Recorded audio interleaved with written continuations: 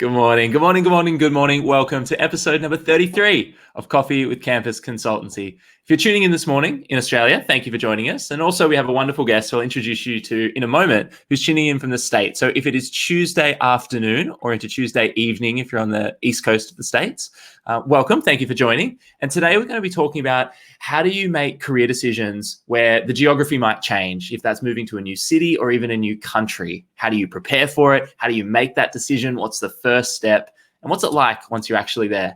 So all of that and more in just a second with our wonderful guest, Holly, after this quick introduction.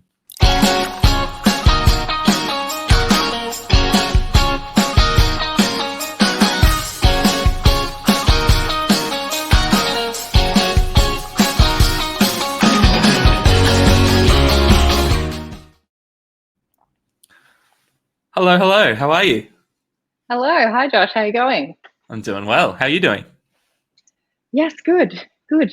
For a Tuesday afternoon. For a Tuesday afternoon in 2020. I mean, yeah. What a time.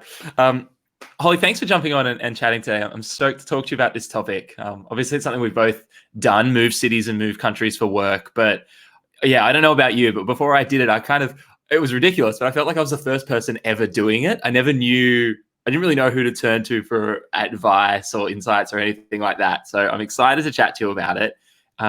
If you are listening in and you're thinking about moving for work, whether that's interstate or intercountry when travel reopens, obviously, jump a question in the comments. We'd love to answer that for you if you do have questions you are thinking about it.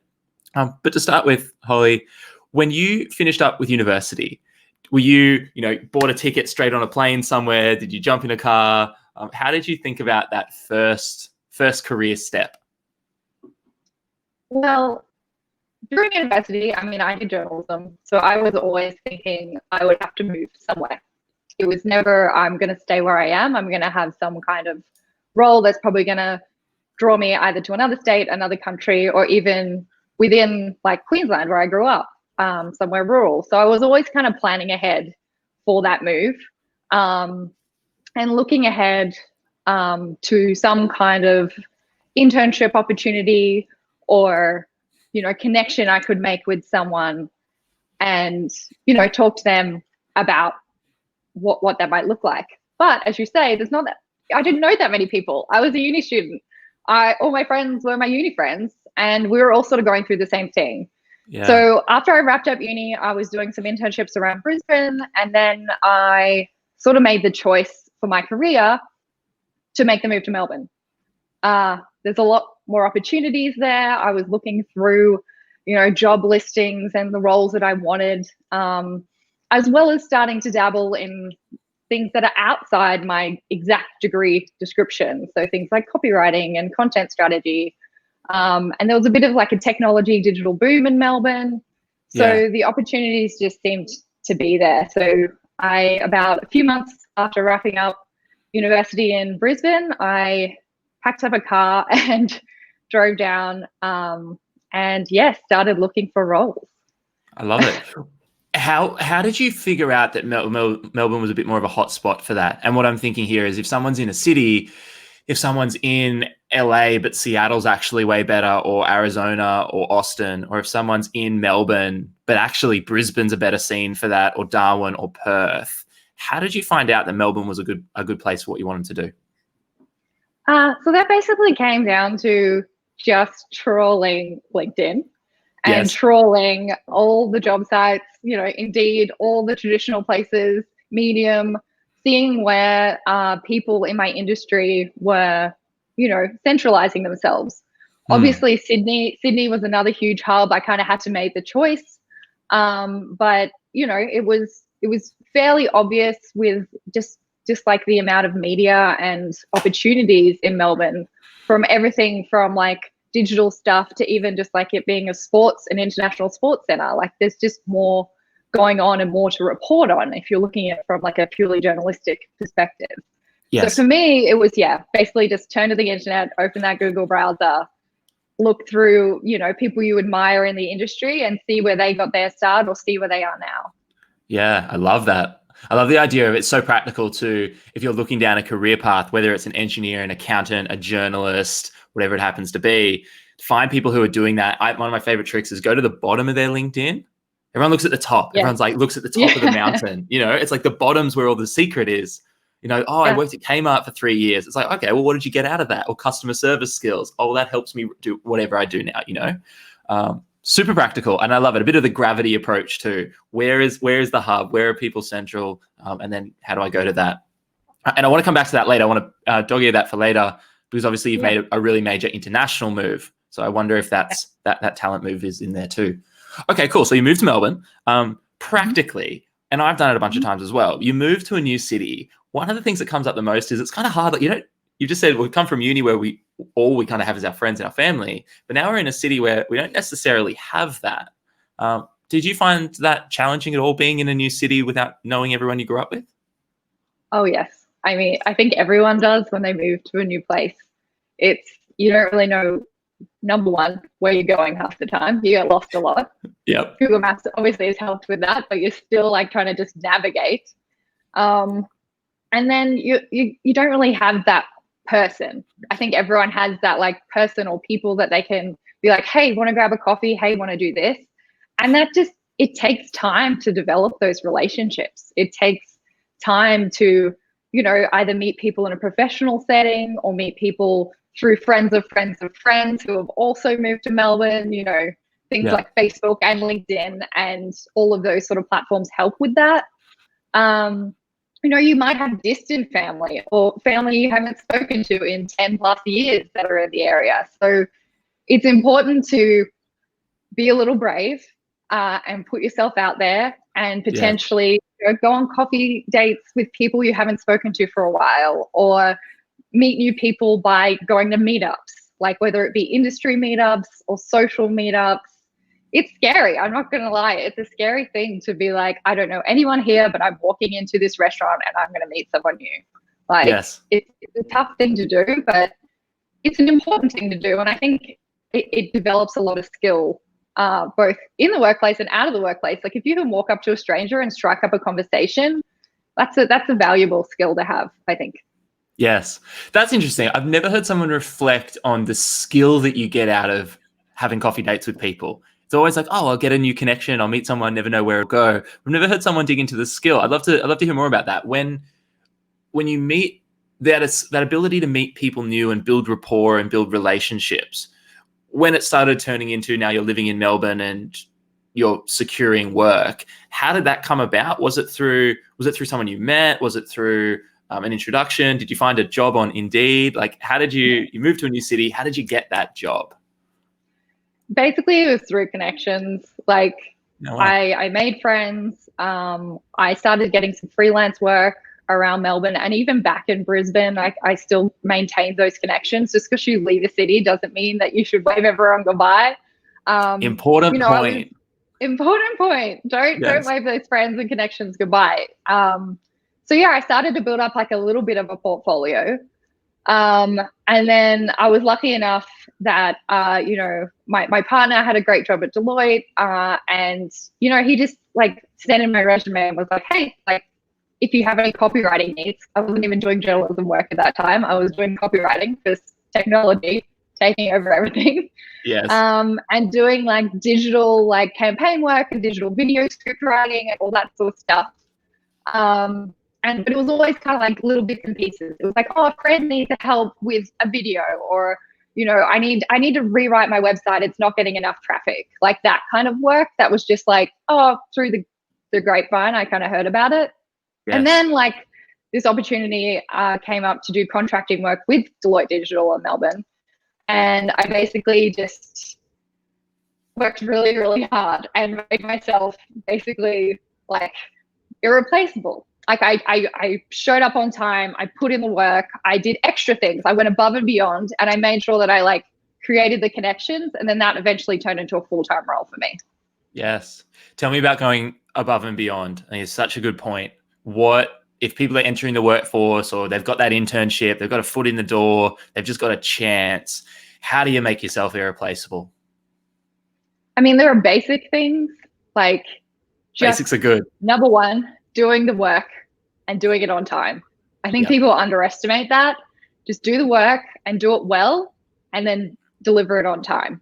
I mean, in my industry, delivering things on time is is the top of mind. Technology, there's always a deadline. It's got to go live sometime. So, the timelines are really important. And also, like, going out a little bit further when it comes to delivering the work. Like, I would do all the copywriting, make sure it was very good quality, really make sure that I was putting my best foot forward. And then if I saw an opportunity for a suggestion, or if I could wireframe something else up, or, just do that little bit extra and also deliver that with what was expected, it was like that sense of delight of, oh, Holly's also done this already. Or, oh, Holly also did this. This is a good idea. Yes. And I mean, sometimes it didn't go that way. Sometimes it was like, oh, you didn't need to do that, but thanks. But it just tone sets that you're like ready and willing to do that little bit extra to make sure that, you're showing your value and your knowledge. Yeah. I love that. Amazing. All right. So you're into Deloitte and you start working there. You're obviously in a new city. You've got a job at an amazing company that's brilliant. How long were you... Oh, delicate how I asked this question. You were there for a while, but at some point you then considered an even bigger move overseas. It was a pretty dramatic lifestyle change. We know the employment data says a striking number of people are looking for a new job basically as soon as they start any job, which is just a little bit of a grass is greener insight to how we think. But how long were you at Deloitte, and when did it start to cross your mind, this idea of, oh, I could actually, if I can move to Melbourne, maybe I could move anywhere, or maybe that it didn't happen that way, and maybe someone said, hey, Holly, here's an opportunity overseas. How did that come about? I think for me, it was always in my roadmap or plan to move overseas and experience work overseas. So even while I was in uni and I was thinking about where I would go next, I was always kind of thinking of, hey, wouldn't it be nice if I could move to London or move to the US, or, wherever the opportunity took me. So I made sure that I was always open to that. And any network that I spoke to, I sort of somehow managed to slip it into conversation. Like, oh, one day wouldn't it be nice to live and work here? Yeah. So you sort of like, it's a mental switch that you flip on. And even if it's just the conversations that you're having of, oh yeah, I'd love to look for opportunities there, that is an immediate like first step in the right direction. And so like I started doing that before I even moved to Melbourne. And then like I settled into my role, was heads down for a while, and it sort of moved to the back of the priority list because I was in a new great job and exciting opportunities working with great people in Melbourne. And then I basically got to the point where I was just like, if I found a job that I wanted, or I saw an opportunity pop up, I would pursue that. Like it just, again, the switch like goes a little bit further in that direction of, instead of it just being a conversation, now I'm going to like actively start looking for things, or at least, start looking in my network to see where my friends are working, what connections I might have. And then, I don't know whether it was putting that out into the universe or anything like that, but I got a message on LinkedIn from a friend of a friend who, like had a connection on LinkedIn. And basically he asked me to meet him for coffee to talk about opportunities working in the States at Facebook. So wow. Yeah, it was pretty crazy. So that's got to be a pretty cool LinkedIn message to get. Like, hey, want to come work? Like, when you got that message? Do you remember like where you were? Do you remember the coffee? Like, were you like, how does this whole thing work? What was that like? No, it was much more like, to Ben's credit, my friend who did end up referring me, it was much more like, hey, I'm in Melbourne at a conference. Would be great to meet up with you to talk to you about content strategy, which is my role, and sort of talk about the trends in Melbourne, and also talk about how they, match back to Facebook and match back to the US. And it was very like genuine, just curious. Let's catch up. And I think that was number one, a topic that sparked my interest. Even if you took Facebook out of it, I'd be like, yeah, great. Like, I love my job. I want to talk about this all day, every day. I'm going to definitely make time to go and have a coffee with you. Like, I that's a choice you have to make too. Like, you have to be like, I'm going to set Going aside that an little bit hour, further. get dressed, or, you know, let work know that I'm going to be out of the office. You know, like those sorts of conversations, you know, meet your friends an hour later for drinks, because you're going to go and meet this person who could, you know, be a great connection to have Yes. for right now, or even in the future. Like that, you know, it could have been a conversation that was put on pause, and, you know, 5 years down the line could have happened. So Yeah. going in, I didn't really know. I sat down, we had a really interesting talk about our roles and trends in content strategy. And then, yeah, like it just went from there. And I mean, that was definitely the first step. I think anyone who has been through any kind of interview process, especially for big tech companies or big corporations in the US, know that it's a very long journey. But yeah, that was basically how it went about. And the coffee was really great and rewarding. And I sort of walked away feeling good, and like, you know, Ben and I had things in common, and it was like, yes, I'd love to work with this person, and he's done the move. So it kind of cemented my thinking that this might be something that I want. Yes. Yeah. Wow. In terms of, I love that idea of just, it's like going that little extra mile. It's being a bit proactive. It's putting an idea out into the universe. It's valuing relationships, and the benefits they will bring you, and the benefits you might bring them as well. You know, that conversation may never have come back to you, but you might have just given an insight that Ben goes back to wherever Ben's working and goes, oh, here, this is this thing I learned in Melbourne, which is cool. When it then gets time to like the nitty gritty though of, okay, like this is a process of maybe I have to move to a different country with different laws, with different visas, with different seasons, with different working cultures, the whole deal. Was there anything about that process that you found particularly challenging, or where there are a lot of unanswered questions where you just felt like you were on Google and trawling endlessly to get the answer to something? Like what was challenging about, as that became more real, the reality of it kicking in? Yeah, I mean, there is, once you go through this process of, oh, I might actually have to move to another country, there's a few moments of panic, because there's even more open-ended questions than it is moving interstate or intercity. Yeah.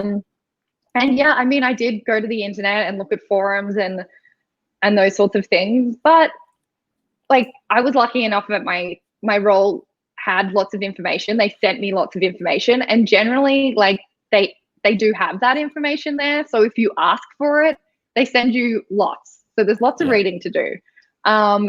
And I mean, I knew people that had done the move, not necessarily to the US, but like to the UK. So those people became very fast friends, and asking them, sending them reams of messages on Facebook and all of the messaging platforms, just being like, hey, any tips you can give me would really help out. I think also the visa thing is kind of a void that no one realized how deep it goes until you actually dive into it. Yeah. And like as Australians, like we're lucky we don't really deal with the visa thing that much if we're just going on a holiday. Like, so it's definitely one of those things where you're gonna have to sort of stumble through yourself. But again, lean on your network, lean on the internet,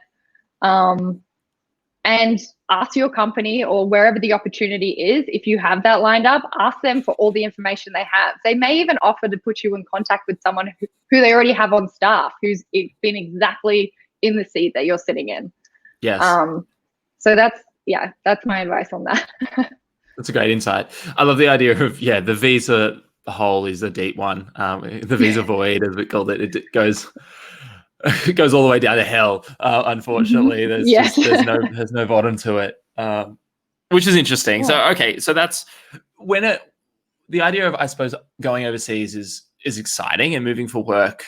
There's a lot to learn from that. I'm interested in, was there anything particularly challenging about leaving? You know, you're in a great company in a very good city, now with a new network. How did you feel about taking that next step? Was there any like, oh, I'm leaving this bit behind? Did it feel like, okay, I'm ready for the next adventure, the next step in my career? How do you think about that? Yeah, I mean, it came down to, for me, it was a career move.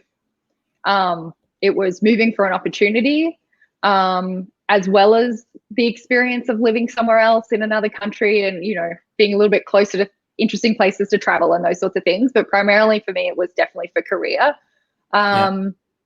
You don't have to move for career. You can move for travel, but yeah, for me that was the case. So it made it, I think, a little easier, because it was like, I have a clear goal here. I'm pursuing this opportunity, and it lines up with like my long-term plans. Sorry to jump in. That made it easier. Yeah. How so? So what's that? Is it that there's a pool of talent there? Is it that the work is more challenging, or is it's more cutting edge? What was it about that opportunity that makes it so you're like, yes, this is something I'm going to go after? Yeah, I mean, I think for me, the job was at Facebook. So it was one of the biggest companies in the world. And Facebook's pretty cool. But yeah. And they have a massive content strategy team, one of the biggest in the world. And just tapping into that pool of knowledge, I couldn't resist. Some of the people there had been working in content strategy for many, many, many years, right from the early days of Facebook, and like basically were, the founders of content strategy in the tech world to an extent. So I just couldn't pass up that opportunity to work with those people and learn from them, and also get to work in something that is just at a scale that I could never have imagined. So yeah, it was definitely that pull of the challenge and the pull of the knowledge, and just the excitement of working on something that touches almost everyone I know, I guess. Yeah, wow. And when you land there and you're around all these people, like, what are are there any particular insights or things you learnt in the first, couple of days, couple of weeks, couple of months? Like, was there anything that jumped out where it just, they said something or they showed you a framework, or there's a hidden war room where this is how, like, this is the lever to this? Like, what was there anything just like really tangible that and I guess what I'm looking for here is, I wonder, and it may not have been the case, it may not work like this in this situation, but that you make a really big career and life decision. And I know when I was traveling, sometimes a moment would happen and I'd be like, yes, that's why I'm here. It's to have that moment. It's to meet that sort of person. It's to be challenged in that sort of way. And that really reaffirmed the decision for me. So I'm wondering was there anything like that, given it was so career focused? There's a couple of things. I think the first one, and probably the most immediate, was just sort of like the orientation experience, and being welcomed, and also getting like a crash course in this crazy company and life, on top of being in a new city, driving on the wrong side of the road, all those sorts of things. So your brain is like at a cognitive level that you're just like, I can't take any new information. And then it was just like, wow, this is all this information. But at the same time, it was just like excitement. Like, I can't believe, this is now my company, as they say at Facebook. Like, this is crazy. So there was that moment. And then there was also, I was lucky enough in the first sort of 12 months of my role, I got to go on some amazing work trips, like to Paris and New York and Seattle and LA, and these places, some of which I had never even been before. Yeah. And I was, getting flown there to do my role and to talk to people about the products I was working on. And like, that's just something that I think, if you're growing up and you like traveling, like going on a work trip to Paris, New York, and LA and Seattle is kind of like this thing that you always hope will happen if you're into that sort of thing. And for me, it was definitely like a goal to travel and for my work.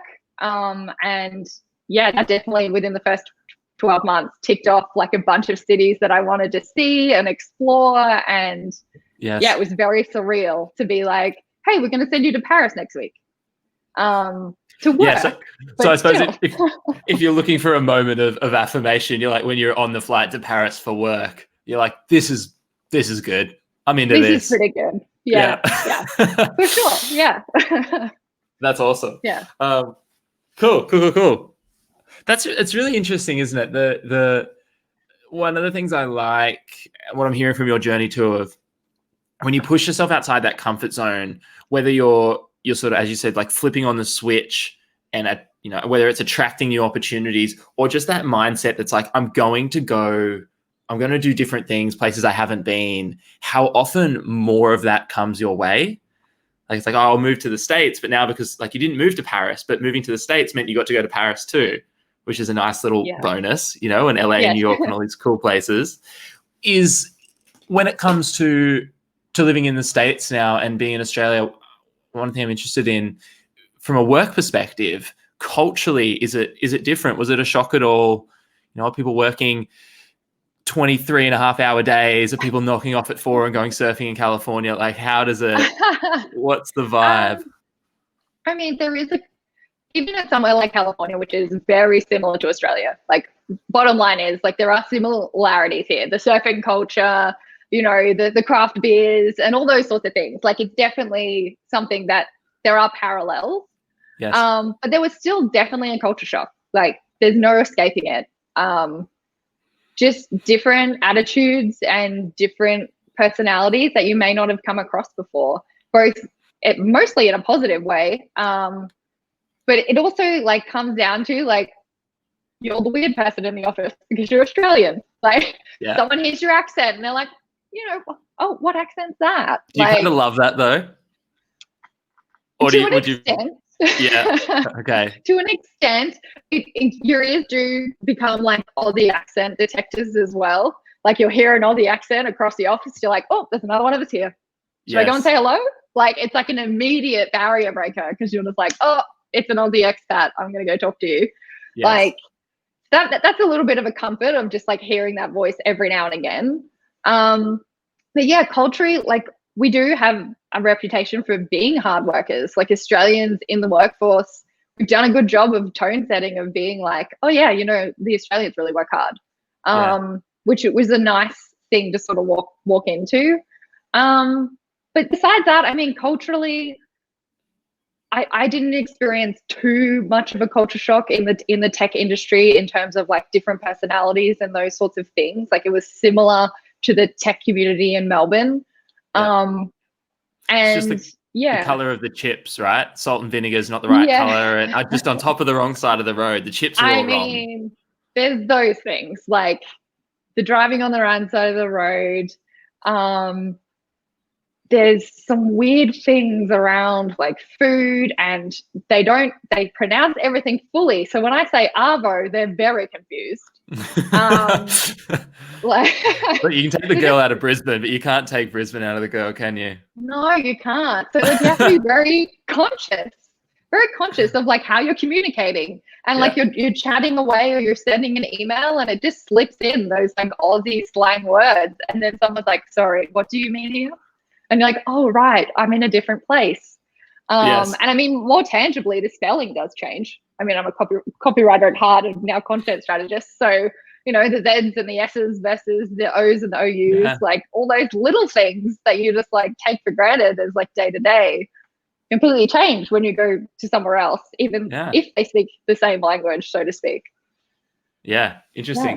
Yeah. Kerry's jumping in, and Kerry runs coming over from the US. She's going to kick me in the butt for that one. She's coming over from Canada and runs a series of leadership programs at Charles Sturt University. And so a question that she's asking about is, or what she's mentioning here is, like making sure you have your qualifications verified where you go and that your degree is accepted as a degree where you land. It's a massive challenge in Oz in the university space, like particularly degrees from the subcontinent and from Southeast Asia not being accepted in Australia, and people going back and sometimes doing their second masters in the same topic because it's not accepted.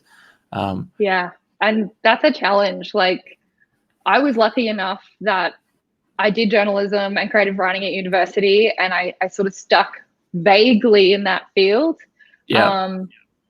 And the type of visa that I'm actually on is called an E3 visa, and it's basically like a specialty skill visa, and you have to have a degree in the field that you plan on working in. Like there are different rules and limitations, and sometimes they can stretch in certain directions for certain roles. But for me, like that was one of the first questions I did actually get asked when I landed the role. Like, we know that you do journalism. Okay, let's check. with our visa lawyers, basically, to make sure that that lines up and measures up, and we're not going to have any issues. Because people take for granted that oh, I've done this degree, but now I've ended up in this area, and unfortunately, for some visas, that doesn't work out. So, yeah, if you do plan on working in certain industries overseas, you have to have a degree to back it up. Yeah. And you have to have a degree, like a 4-year degree. Like, it has to almost fit in with their idea of what a degree equals as well. It can't sort of be something that you may have done and makes you fully qualified where you did it in the country that you did it, but then unfortunately when you go overseas, it doesn't mean as much in their system. So yeah, that's definitely something to keep in mind, and make sure you research and upskill if you have to. If you have to go back to university, if you have to take some side courses to buff up something, I definitely don't think there's any shame in doing that to pursue something that you're really passionate about. I love that. Oh, that's been a really interesting journey and some great insights there, from the really practical stuff of moving to a new city and freelancing, from going out for coffees and having the confidence and bravery to speak to people, from landing a job and doing the 1% above, and then also just going to places where the talent is and where the career opportunities are to stretch you, and being super brave to take that. I think it's really insightful. When you think forward, and I want to be respectful of your time and your afternoon with a lot to do. I hear you've got a boss who's a pretty serious kind of fella, so I don't want to keep you for too long. I had to slip in one bad joke. Yep. But if you were to think, from everything you've learned here, everything you've learned in this experience, working with a huge company right now, a couple of really big companies, if in, say, 10 years' time, you got an opportunity and it was like, Holly, we want to give you this opportunity to go and develop your skills anywhere else in the world, whether it's at a different city or in this company, but at this company in a different city or with a different company.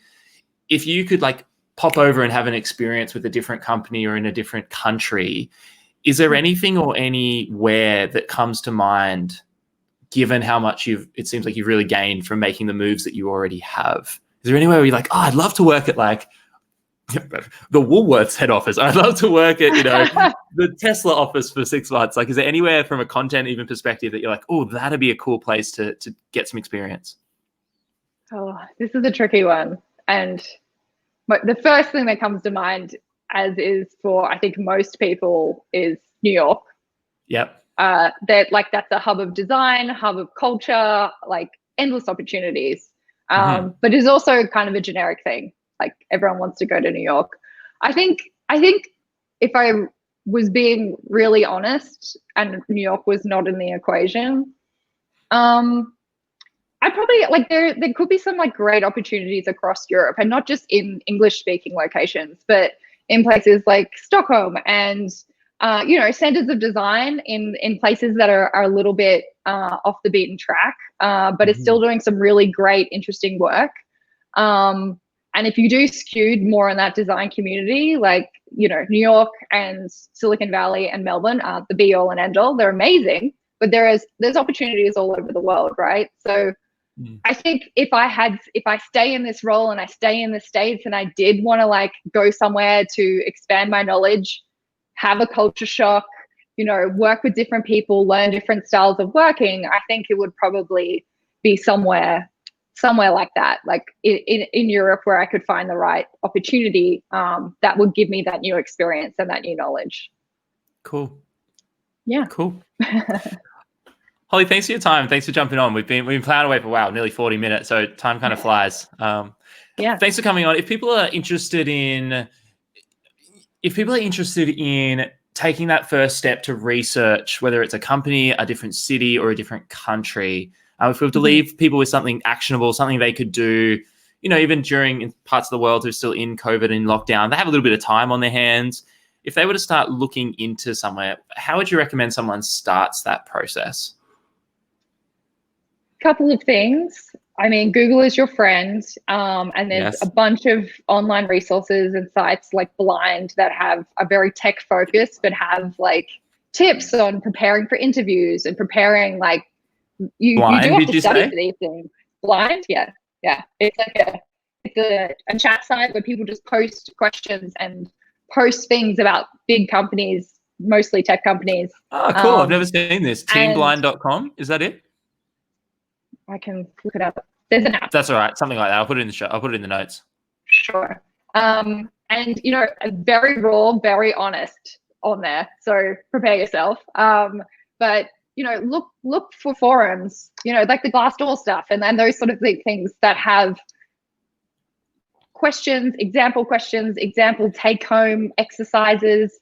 Give them a go. See how you feel about it.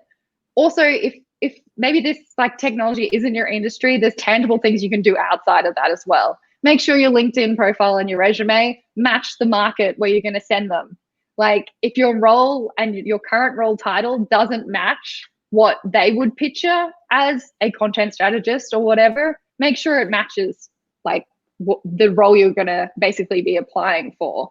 LinkedIn is a great source for that. You can look up people at these companies anywhere in the world and see what they're calling their staff and how they project in their own personal brand. So yeah, I think that'd be my two main things. Like, get on the forums, get online, research, study up. I know it sounds weird to study for interviews, but you really have to. Like, there's stuff that you need to know about these companies and about the skills they're expecting. Yeah.